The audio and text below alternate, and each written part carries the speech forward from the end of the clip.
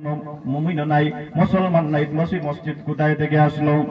উনি ভাবলেন আচ্ছা যাই হোক, আগে নামাজটা পড়ে নেই। একটা মসজিদের মধ্যে একদম একটা মসজিদ, এই মসজিদের মধ্যে আসরের নামাজ আদায় করলেন।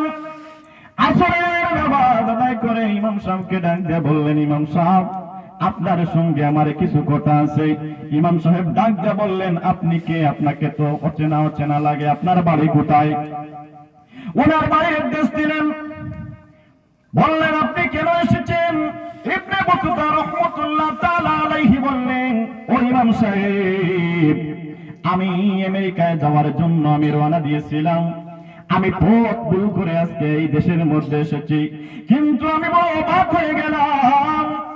আমি ইতিহাসের মধ্যে দেখলাম, ভূগোলের মধ্যে দেখলাম, এই দেশের মধ্যে কোনো মুসলমানের জন্ম হয় নাই, কিন্তু এই দেশের মধ্যে এত মসজিদ কিভাবে হলো, কোথায় থেকে হলো?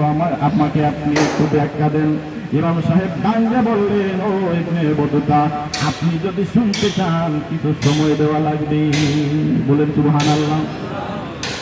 ইবনে বতুতা বললেন, আমি হলাম একজন পর্যটক, আমার সঙ্গে কিছু খাতা আছে, বই আছে, আমি লিখতে লাগবো, কারণ আমি পর্যবেক্ষণের জন্য বের হয়েছি।